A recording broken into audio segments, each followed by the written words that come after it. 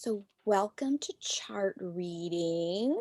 I'm guessing that most people are here because they have tried to read a chart and have failed, or stay away from patterns that have charts because you think they're hard. And I only know that because that's how I figured out I needed to learn how to read a chart, is because I always stayed, if it had a chart, I didn't do it, or I tried to follow a chart and it was probably more complicated and I didn't want to take the time, and for whatever reason. Charts are actually really easy once you know what it is you're looking at. Hi, Nancy, welcome. Hello. Um, so I'm going to just go over some basics, and I've got some handouts. I was going to do screen sharing, but I wanted to be able to go back and forth quickly and maybe circle things. So I actually did them as printouts, and I'll switch them back forth to the camera to show different kinds of charts. Excuse me. But I mentioned earlier, I'm going to be referring to two different sources that I think are really, really good sources if you are need help with knitting chart. And these are mostly for knitting charts. The first one, and I put both of these resources in the chat. They'll also be up on the website with a recording of this class, as well as a handout. They'll be in there as well. The first one is a real it's really pretty short. It's by Tin Can Knits, and it's on their blog. I put the link to it in there, and it's how to read a knitting chart. And they go through, like they do all of their patterns, step by step, really very clear. They break it down, and they actually use a free pattern that they have called the Gothic Lace pattern. And they go through the charts of the pattern. So if you are looking to do like your first time doing lace work, or the first time reading a chart, this is an excellent beginning pattern because it can be a small cowl, it can be a large cowl, it can be a scarf. You can make it as big as you want. Very clear, easily written, also with written out directions. So if you're not sure, you can go back and forth and check. This is a great first project. It's called Gothic Lace. It's free on Ravelry. The second reference, and this is if you are wanting to learn more about chart reading, it's called Charts Made Simple by J.C. Breyer. This book is available on Amazon. It's about $17. It is also very clear, very well written, breaks it down into, like, oh, I'm trying to figure out how to read a cable chart. You can look it up by cable. You can look it up by uh, a little bit more complex stitches. Um, the other thing that this book is really good for is a nice reference as you are learning to read your knitting, which is part of what a chart is being able to look at your knitting and look at a chart and see that they match. And this book really helps with helping you look at your knitting, looking at a chart, and helping you see, do my stitches look like what the symbols on the chart are? So if you want to know more about, and this is when you get to be a really good knitter, when you can look at your knitting and see the mistake and know where you may not know how to fix it yet, but when you can see the mistake, or see, don't worry about that part, we're still here. But recognizing where your mistake is, because you can see, oh, that's not leaning to the right, it's leaning to the left, or oh, my yarn over is one stitch over. This book really helps you do that too. It helps you recognize your stitches in comparison to a chart, but just in general, it's a really nice book to have. So I highly recommend Charts Made Simple. Okay, so knitting charts. Charts are just a visual picture representation of knitting instructions. That's all it is. They use symbols instead of the written out words. The one downside to knitting charts is that if you compare different designers and different patterns, symbols don't always mean the exact same thing, unfortunately. That's where crochet has a leg up. They are much more standardized, and you can count on a crochet symbol to mean the same thing in every single pattern, whether it's a German pattern, whether it's a UK pattern, a US pattern. Crochet definitely has the leg up there. Knitting, I have found, particularly in cable patterns, they can be written a little bit differently. You just have to know to look for what it means. The chart can also help you see your design before you knit it. So I'm going to show you an example of a chart here.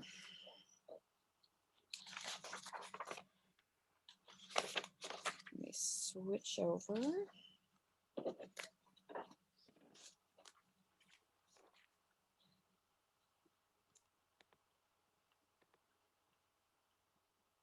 I'm going to pin this here. Okay. Is that reading the right direction for you guys? Yeah? Yeah. Okay. So looking at the shape of this design, I'm going to look at this one over here because it's closer. You've got these little holes here. These little round symbols are yarn overs. So we've got little yarn overs here and kind of a V shape. And if you look over here, we've got little holes here and a V shape on top. So it's giving you a representation of what the design is going to look like. So on a bigger pattern or on a lace pattern, you can see overall what the shape is supposed to look like. So if as you're knitting, if you're not getting that shape, you know you're off by something.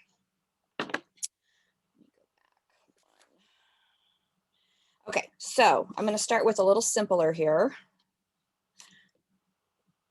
Before you start a pattern, when it has a chart, take the 5 minutes to stop and actually just look at the chart and see what it means. Don't let the chart throw you off. The first thing you got to realize with a chart, and in a knitting chart, this is not the true for crochet, but in a knitting chart, each stitch is represented by a square. So one stitch, one square. The knitting chart will always have a key that tells you what is happening in all of those. So for example, in this one, if it's just a blank square, that means that you're going to knit. If it's a square with a circle, that's a yarn over, and that's pretty standard too. That one usually stays the same. A line through that leans to the right is a knit two together, which is a right leaning decrease. If the line leans to the left, that's a slip slip knit, which is a left leaning decrease. And this little symbol, little triangle, is a slip one, knit two together, and pass the slip stitch over, which is another kind of decrease. All right, so knowing what the symbols are, and if you're working on a chart and your symbol key is not on the same page as your chart, make a copy, cut it out, and paste it so it's right next to the chart that you're looking at. A couple of tools that can help you with this. I'm going to switch back over here 1 second. That can make chart reading really a lot easier if you don't already have some. Highlighter tape can really make all the difference, and I'll show you how to use that on here. If you're doing a big chart or you're going to be on the chart a lot, and I happen to have the big size here because we're currently out of the small size on order, a magnet board that you can use a magnetic ruler on will help you, one, make the chart look bigger because it enhances the row that you're on, but it also keeps you lined up where you need to be. So these things can be really helpful in following a chart, remembering where you are in the chart. And however you do that with your knitting already, some people like to check off rows as they go. You can check off rows on your chart as you go as well. But with the highlighter tape, I usually put this in a page protector so the tape peels off even easier.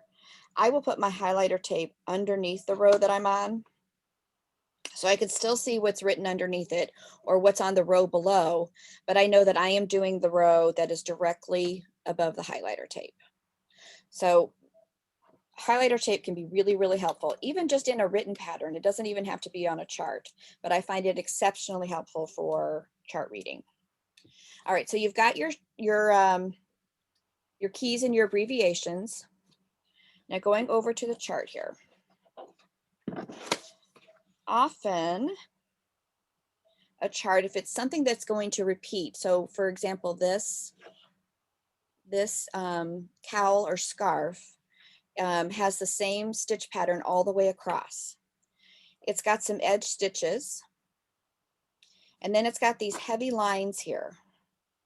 Heavy lines written on a chart are mean the same thing as brackets do in written instructions. It's what you repeat. So if you're looking at the written instructions, it'll have what they want you to repeat all the way across the row in brackets or ellipses of some kind. That's what heavy lines means. It means you're going to repeat this all the way across until you get to the other end and you have 1, 2, 3, 4 edge stitches left. And then you'll do this. So you start with 1, 2, 3, 4, 5. Well, actually it's going to be 6 because no, 5 stitches. You'll do your repeat all the way across until I have 4 stitches left and then finish. So if you are looking to make something wider, you can do more repeats across. This chart happens to be an 8 stitch repeat. So you could cast on more. Is that a little better?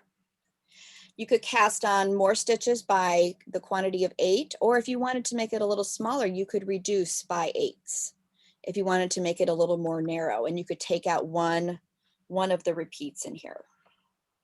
All right, so each box represents a stitch, and I'm going to show you how to, when you've got increases and decreases, I'll show you that in just a minute.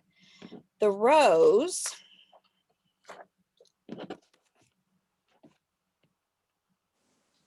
on a chart can be written a couple of different ways. On a chart, I would say 99% of the time, the rows are going to be numbered on a chart, but you may not have all of the numbers. For example, this one has row 1, and you always read a chart, just like you're reading your knitting. When you are knitting something, you knit from right to left. You knit across that direction, you read the chart from that direction. So row 1, we would be knitting across, following the chart to the end. Row 2, in this case, you read from left to right. And you do that because we can't, if we were able to turn our knitting over, it would look like this. You read it back, and often that is the wrong side row. Typically the right to left side is the right side row, and the left to right side is the wrong side row. And then we continue on with row 3 goes across, row 4 comes back, row 5, row 6. Now, if you are knitting flat, meaning you're going to be flipping your knitting over, this is often how your chart will look. If you are knitting in the round, you're only knitting the right side. You're not going to be knitting the wrong side, in which case your chart might look like this, where you would only have numbers on the right side. Now, this one happens to be knit back and forth. That stay focused. There we go. Okay, on this chart, they have something called chart notes. So besides the knitting, the key with the abbreviations, always look to see if there are some sort of chart notes. This one gives a little description. The right side rows are shown. The wrong side rows are omitted. All the wrong side rows are knit 3, purl to the end 3 stitches, knit 3. You're going to do the same thing on every wrong side row. Most lace patterns, not all, but I would say most lace patterns, the wrong side row, if you're knitting flat, is almost always purling. Lace involves a lot of yarn overs and knit 2 togethers, which have to be set in with a regular either purl or knit row coming back. So often they will omit the wrong side row because it takes up a lot of space to do a chart. These two charts are telling you the exact same thing. This one takes up a lot more space on paper to do this. This is telling you here to knit 3, purl back, knit the last 3 stitches. So they've just written it out here and are just telling you this is row 1, row 3, row 5, row 7. You do the same thing on all of your wrong side rows. You will often find that in written directions also. They'll only list what you're supposed to do on right side rows and tell you do the same thing on all wrong side rows.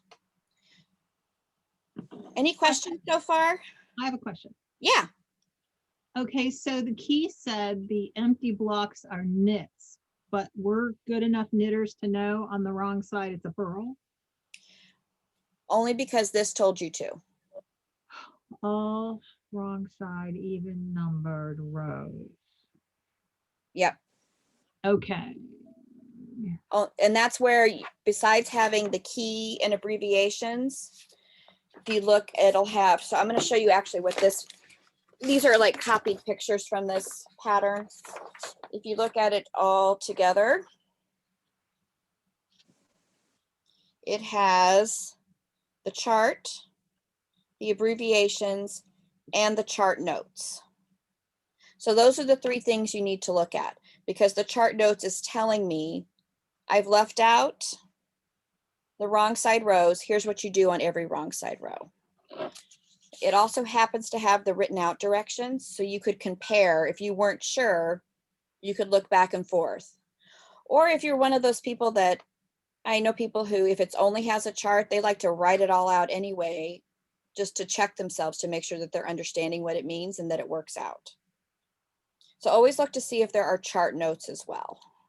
Sometimes though, Karen, it will have in the key, it would say maybe knit on the, this, it would look like this on the right side, and it would say purl on the wrong side. So it's still a blank square. Okay. But if you're on the wrong side, it's a purl. If you're on the right side, it's a knit. Okay. So a lot of chart patterns will have that as well. If they don't have chart notes that, you know, show the difference. Does that make sense? Yes, thank you. You got it. Okay. Let's move on here. Okay, so we have this here so I can see what my pattern is. Okay.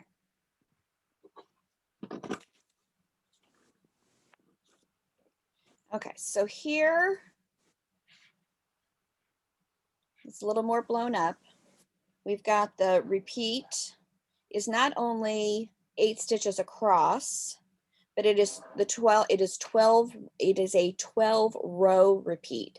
So every time I finish the 12th row, I come back and I start over again. Excuse me. So we're going to start here. We're going to start with, these are our edge stitches, which are right over here. We're going to knit 1, we're going to knit 2, and according to my abbreviation here, it is right leaning. That means it's a knit 2 together. Now it's a knit 2 together, but it's only written in 1 stitch. My next stitch is a yarn over, which does not require a stitch. So the knit 2 together and the yarn over, both of those together take up 2 stitches. Does that make sense? I'm taking away a stitch and I'm replacing a stitch. So knit 1, knit 2 together, yarn over, knit 1. That's how this begins. And then we've got a left leaning. So that's a slip, slip, knit, knit 1. Even though that took us 2 stitches, slip, slip, knit, knit 1, yarn over. A yarn over does not actually use a stitch. So the number of total stitches does not change.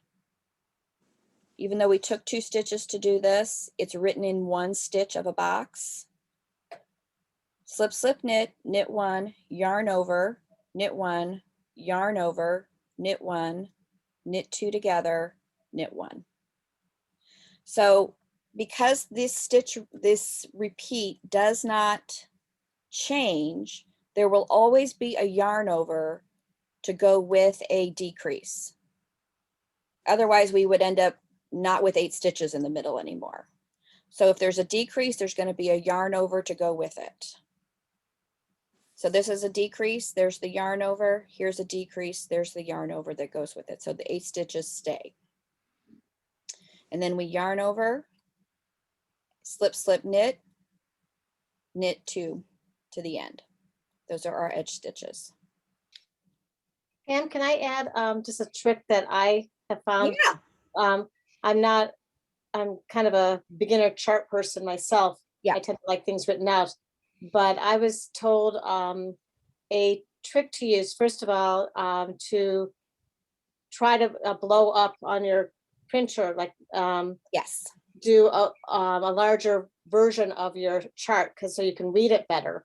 Yep. But also if you color code with your key and then match that on your chart and kind of fill in with your different color pencils the different symbols, it helps to kind of visually keep track of what you're doing too. So you don't have to keep referring back to your chart. If Absolutely. you have your knit 2 together is purple and you see purple, you automatically know that's a knit 2 together, and green is slip, slip, knit. That kind of helps you visually remember what all the key symbols mean. Absolutely. And that's exactly what I do here. I did this, let me switch over. So I have this nice and big because I have old eyes. Okay. And I always like to have, and I would do the same thing, especially if it had a lot more stitches, if there were a lot more in the key here, I absolutely would probably color code it. That would make it a lot easier. And maybe I would do the decreases all one color. You can come up with your own system, but having your key and the chart large enough for you to see and on the same page. So if it's in a book, make a copy for sure and make it bigger, or make an extra copy and cut it out. And, you know, I paste it on the outside or tape it on the outside of my page protector. So it's right there when I need it. And then you're not, the more times you have to look back and forth between things, the more you're going to get off track. So that's a good point, Nancy. Color coding, absolutely. And that's another place where crochet has a leg up. Crochet charts are almost always color coded already. So you don't even have to do it.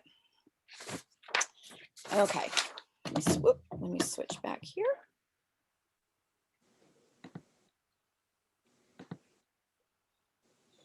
Okay.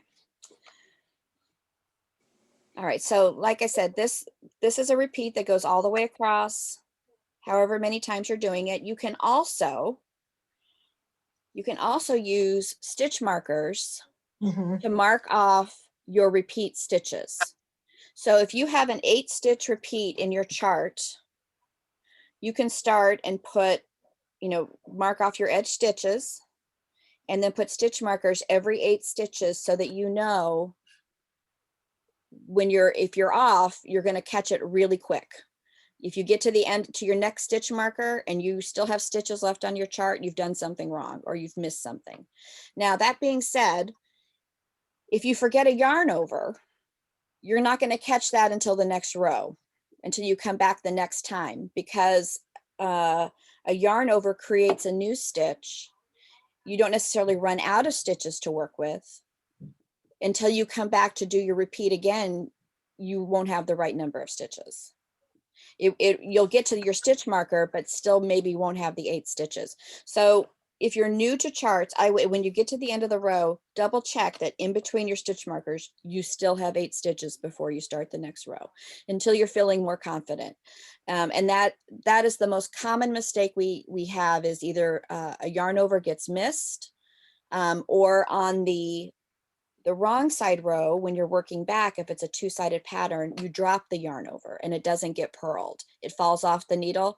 Really common mistake. So double check that you've got those 8 stitches in there. If you've lost one, 9 times out of 10, it's a yarn over that has fallen off or didn't get worked. Either you didn't make it, or you thought you made it, or it has fallen off in the purl stitch. Okay, any other little tips there? Oh, so once you work your way up, we've got one more. They tell us what that one was.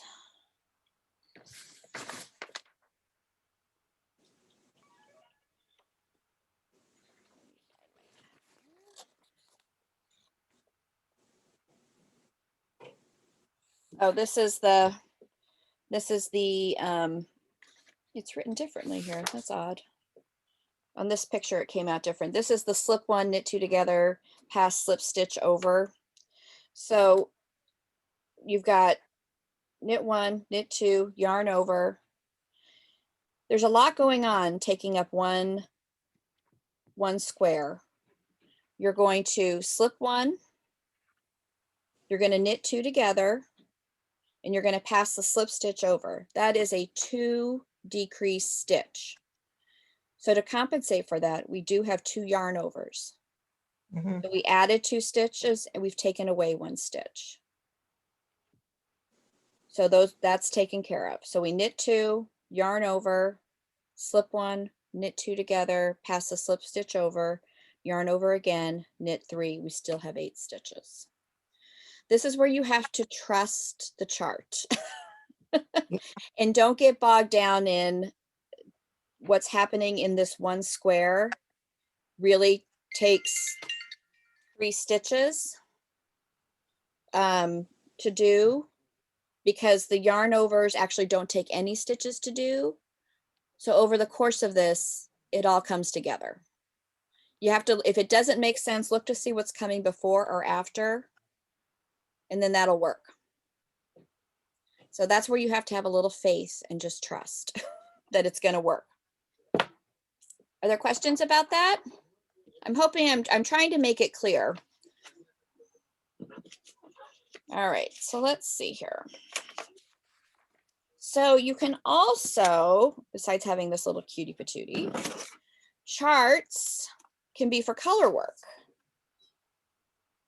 So this one, instead of having a different stitch happen in the chart, you use a different color. So this happens to be for stranded color work, making this cute little fish shape. You still have edge stitches. We have a right side and a wrong side. This is knit back and forth. And our main color is in the white. We do 3 stitches. And if you haven't watched Beth's stranded color work class, that is up on the website too. 3 stitches in the main color again, and repeat this whole row. And this is where I like to use either another piece of paper. So I'm just looking, I'm just going to do, once I do my edge stitches, 1, 2, 3, 4, 5, 6 in my main color, 3, and then 1, 2, 3 in my main color again, and then repeat 1, 2, 3, 4, 5, 6, 3 in my contrast, 3 in my main, 6 in my main, and just work all the way around that way, and just do it row by row. So using your highlighter tape there will keep you on track, or a post-it note, so you're only looking at what you need. What's nice about the highlighter tape here is when you get to the second row of your chart, so that you're not constantly counting, because in this cute little sweater, it goes all the way around, is on my second row, I know that for my repeat, main color, knit 1, contrast color, knit 1, knit 3, knit 1, 2, 3, 4, 5 in my contrast color. It is 1 over from this one. So as I know, as I am approaching those contrast color stitches, I'm going to stop one sooner, and I'm going to add an additional one on the front and the end. You end up not having to count so much, and you're more likely to keep your pattern in check too. So make sure that if you're counting, that it does look like the shape as you're building it. If it doesn't, you've probably missed, it's probably one of your middle stitches that you missed, because often these edge stitches will line up, but then you get off on your main color stitches. You didn't knit all of them, or one has dropped. So this will help you make sure that you're keeping track of your shape and that it's building on top of itself as you go. So every time I come to the contrast color, I'm adding one additional one on each end until I come to the fourth row. Then it stays the same for the fourth, fifth, and fifth row. Third, fourth, and fifth stays the same. Sixth row, and now I'm starting to decrease again, and it goes in. So charts are great for color work as well, and a little bit easier too, in that you're not trying to figure out what stitch to use. It's just changing colors for that one. All right. And then sometimes you get a combination. You can have both color work and different stitches. This one happens to have 4 different contrast colors. The good news is they don't all happen in the same row all the time, but it also has some decreasing going on. So we've got some, and it's actually very lightly marked here, but you can get an overall sense. So we've got this little tree shape, and we've got our tree shape here as well. That's made up with some decreases.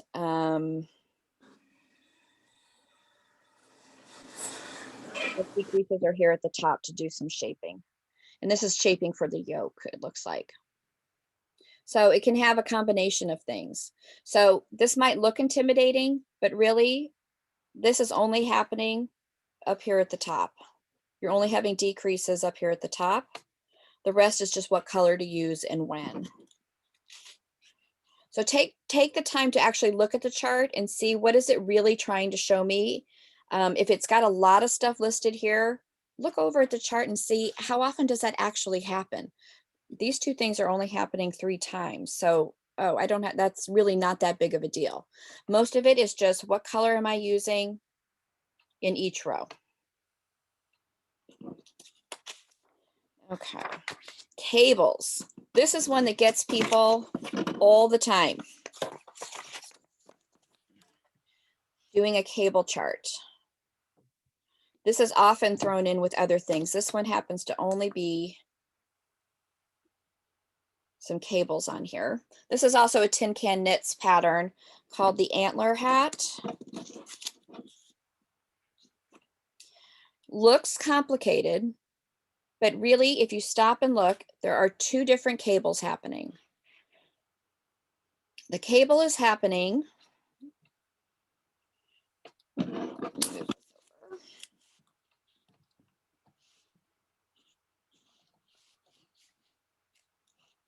It's mirrored for me, so I'm looking at it backwards on the screen. I'm trying to make sure you can see. Okay. Okay. So the cable is, if I read the direction, it's a 4-stitch cable.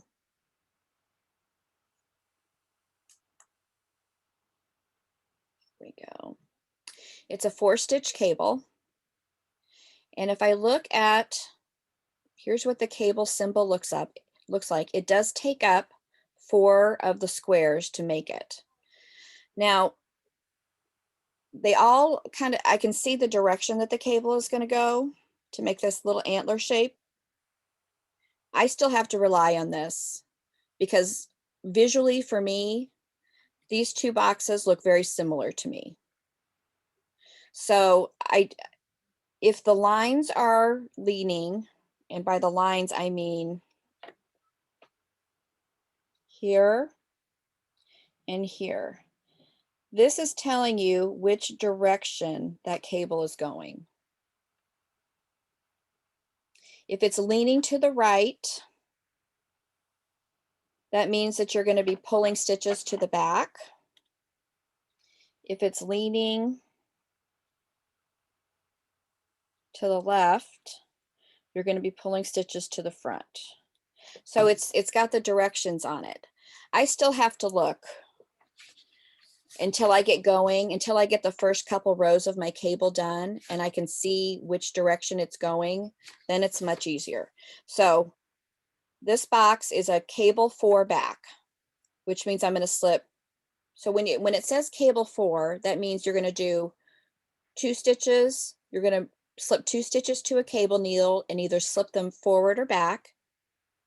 You're going to work the next 2 stitches, and then you're going to work the stitches off the cable needle. If it was a cable 3 back, or I'm sorry, a cable 6 back, then you would take 3 stitches to your cable needle, knit 3 stitches, knit the stitches off your cable needle. Okay. So for a cable 4, C4B, cable 4 back, slip 2 stitches to your cable needle, hold it in the back of the work, knit the next 2 stitches from your left hand needle, and then knit the 2 stitches from the cable needle. So that's what that little box looks like. I'm going to just highlight just that row. And I'm just going to highlight just that stitch. Okay, so this pattern starts with knit 1, 2, 3, 4, and then a cable 4 back.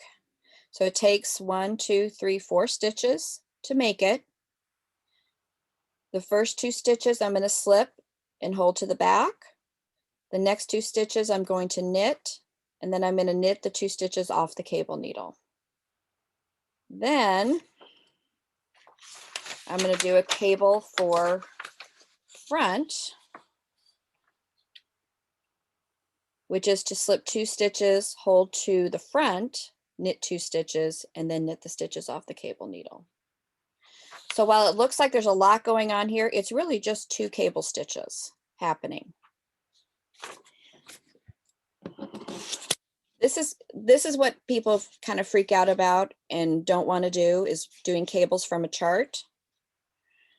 Mostly because the symbols don't always make sense. And I will caution you, I've looked at several cable patterns.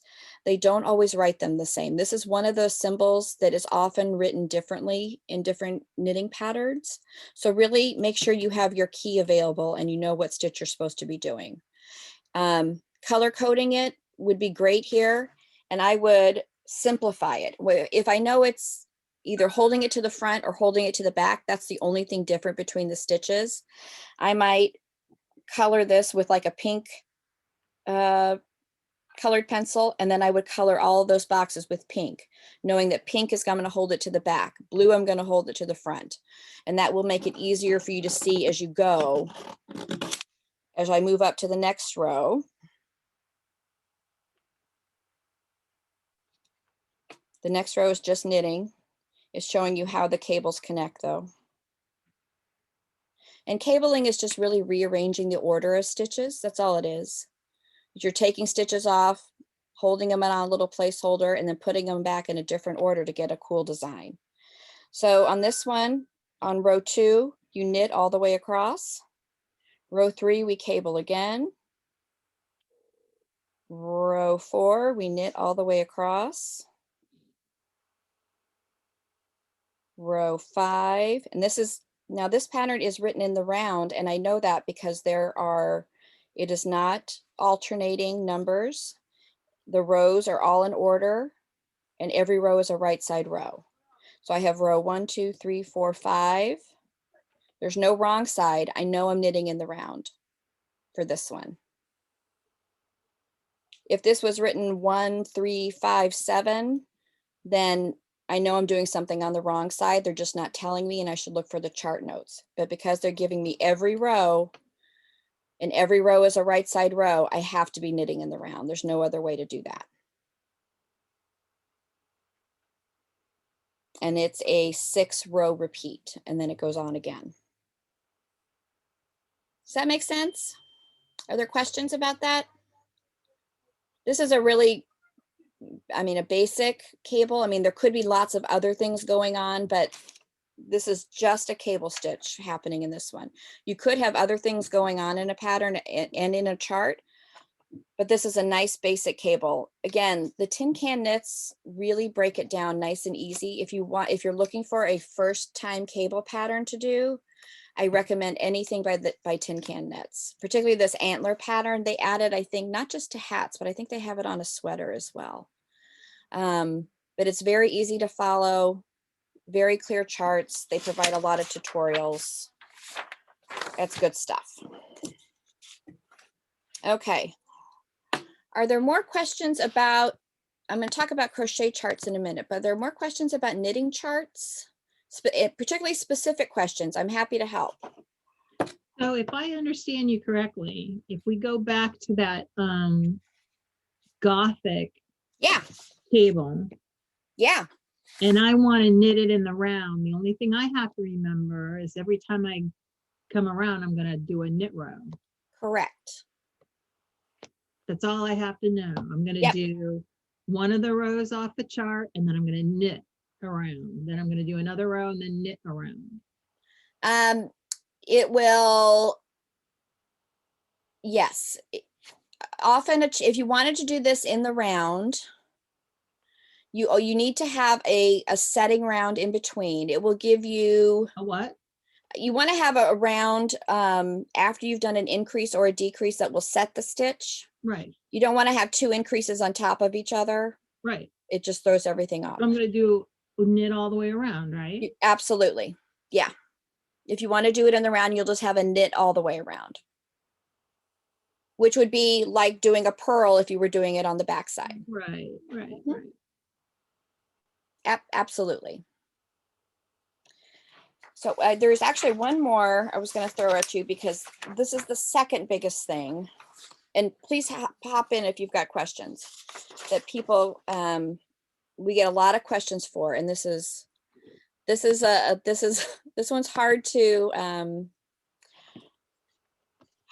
follow sometimes, because sometimes you get a chart, you know, a chart is just squares.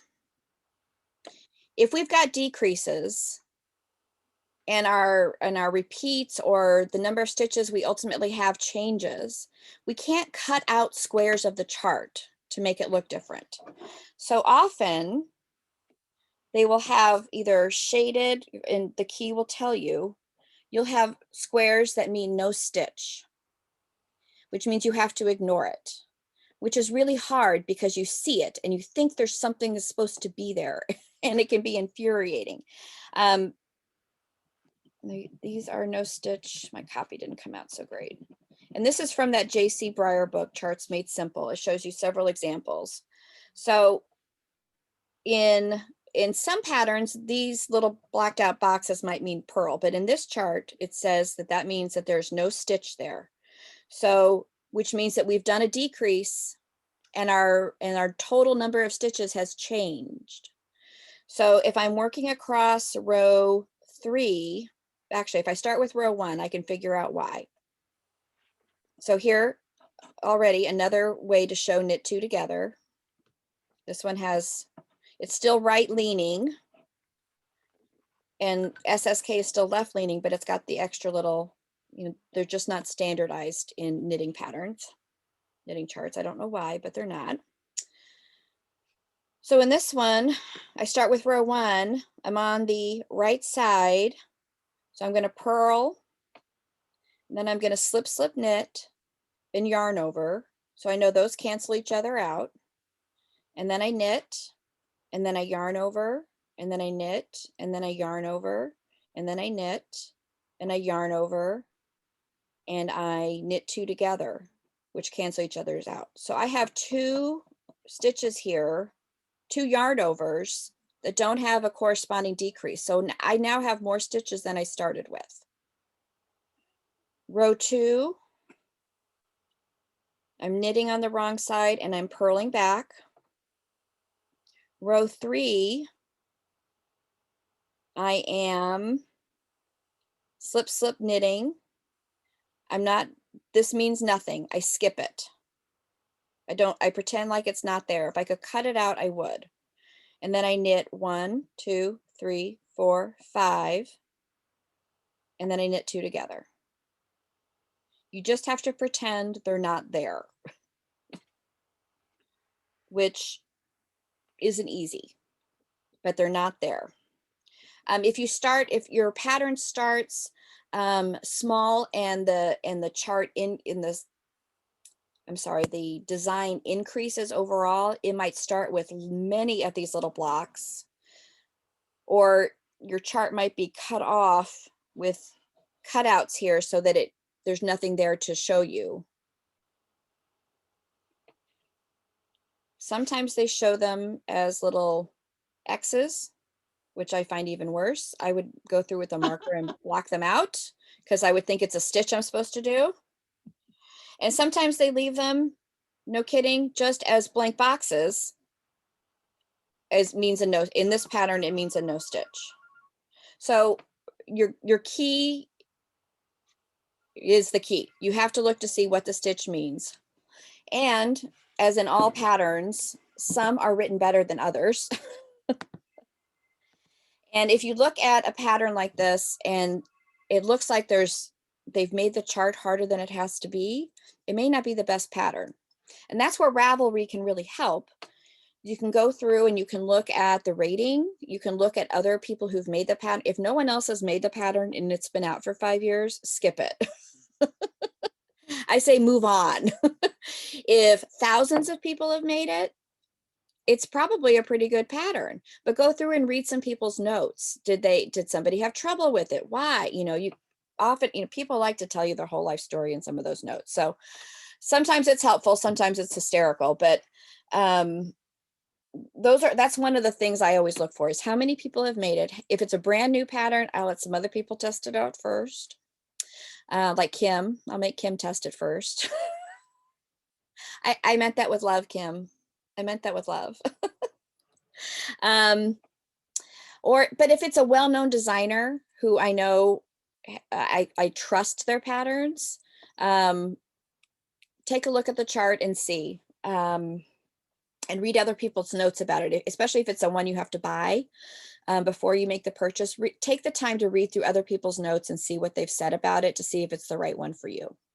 Or give us a call because we may have had experience with it. Yeah, Bernie. Sometimes on the lace patterns, the charts, they leave off the edge stitches. They do. Sometimes they will only give you what needs to be repeated. Right. And that's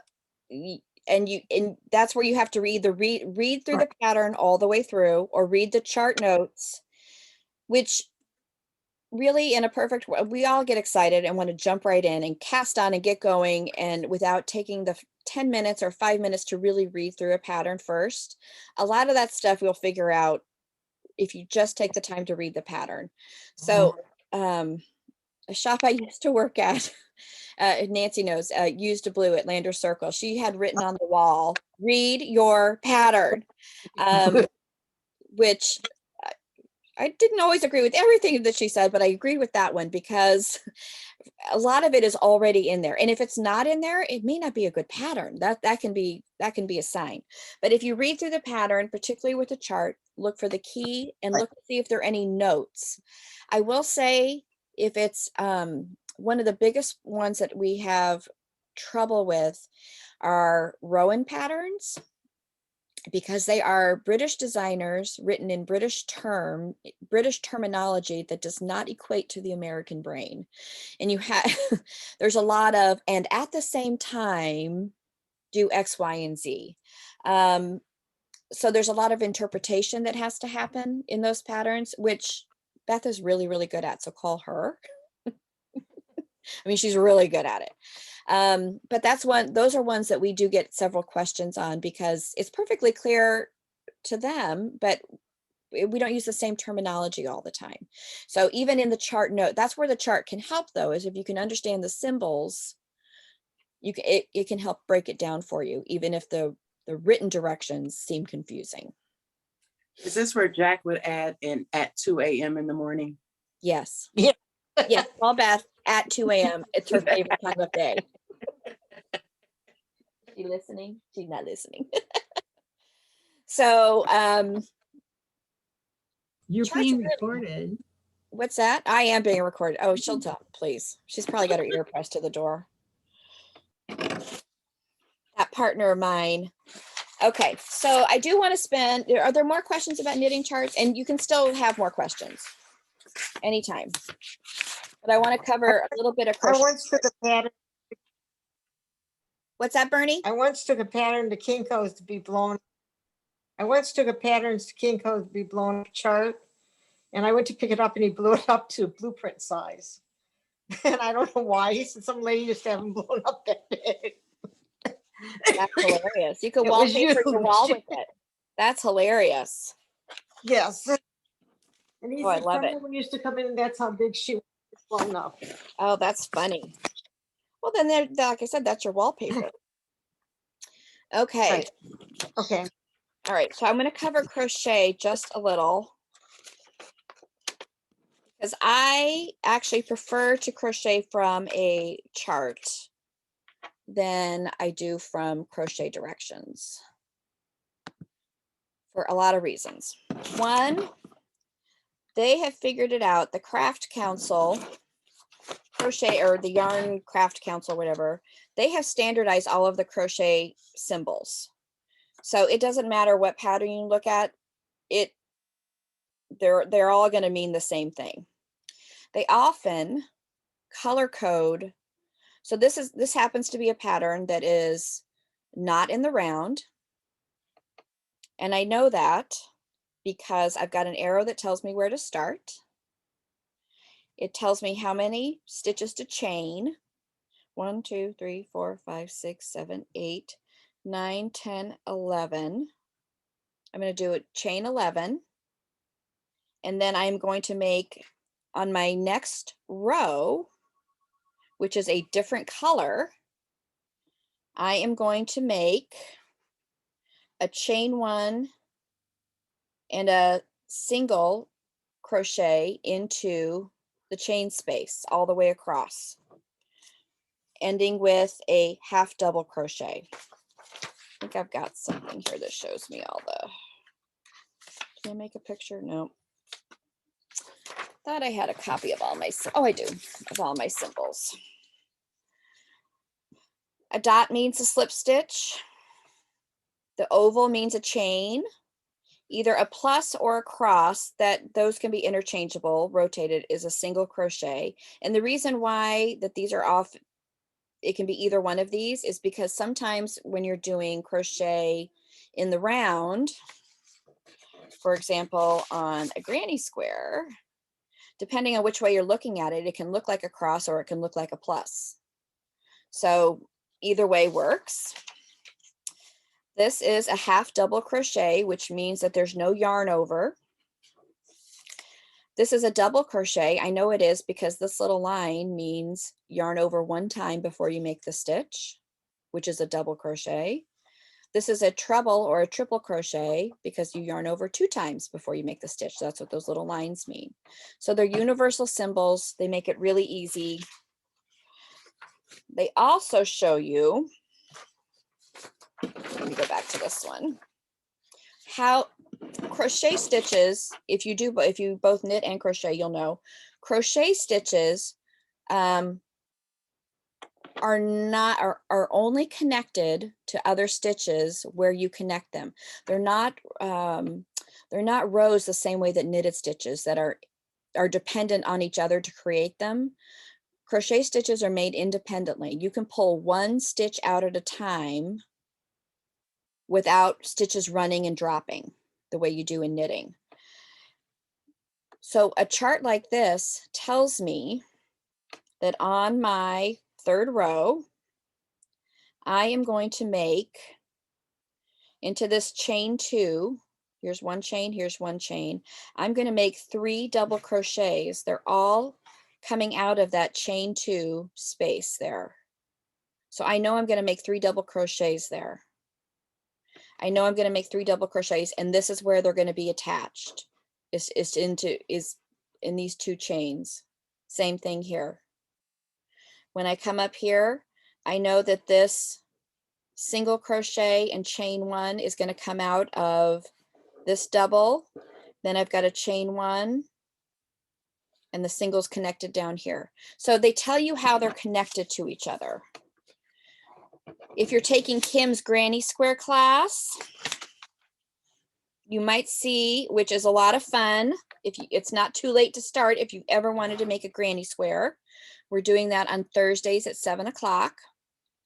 This would be a chart representation of a granny square, and it gives you an overall idea of what the design is going to look like.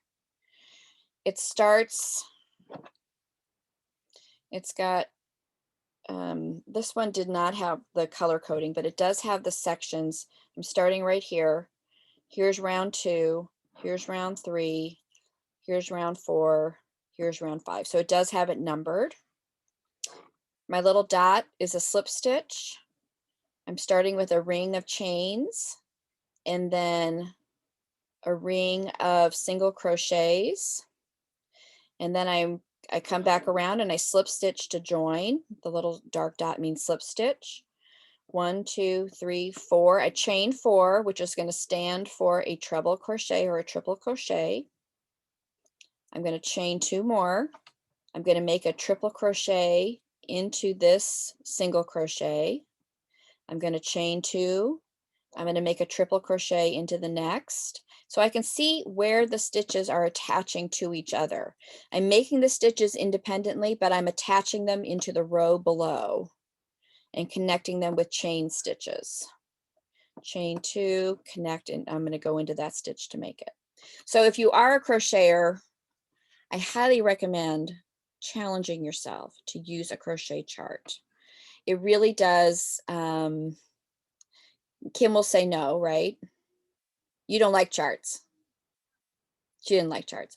It's a matter of preference. I really like a chart. Color chart. I like the color chart too. I absolutely agree. And often I will the chart like this, and the patterns that we're doing, they do come with color charts. So every row around is a different color, so you know where you are in the chart. How much crochet knowledge do you need? I think those color charts looks like those. What's that, Kim? Those color charts look like those coloring books you're supposed to color. Yeah. That's true. Somebody asked about how much crochet knowledge you need. How much crochet knowledge do you need to make a granny square, Kim? You need to know how, with this granny square class, you're going to gain knowledge as you go along. So if you know how to single, you know what a slip stitch is. I'm going to say not very much. I would say not very much as well, because they're not big squares. Nope. And you repeat the same thing all the way around. So it's giving you a chance to really expand your skills. If you've never done, I'm going to say a front post double crochet, right? She'll show you, and then you get a chance to practice it all the way around. And the best part about crochet is if you mess up, you pull out 1 stitch at a time. You don't have to worry about ripping all the way back down to the beginning. And worry about dropping stitches. You can pull, if I make a mistake on 1 stitch, I can pull 1 stitch out without ruining anything else. And all of the squares I'm doing come with videos. Yes, they do. So if you haven't quite gotten what's going on, go watch the video. I give you the videos, I give you the squares a week before class, so you can kind of look over them and see what your questions are going to be for the next class when I introduce them. So it's so much support. Like, if you can hold a crochet hook, you're in there. If you can make a chain and you can make a single crochet, everything else it's like knits and purl. If you can knit and you can purl, right, you can learn to make an increase. You can learn to make a decrease. If you can hold a crochet hook and you can make a slip stitch and you know how to pull that yarn over, which we can show you how to do, everything else is built on that. It's how many times do you wrap the yarn around the hook before you pull it through. So I highly recommend. Okay, so I'll just go to your website and look for the class. Yeah, we just had our very first one, and every week she's showing us 2 new granny squares, and you can do as many or as few as you want. And she's given us actually on our Ravelry page, which is Friends Around the Table, we have a thread on there for the crochet along.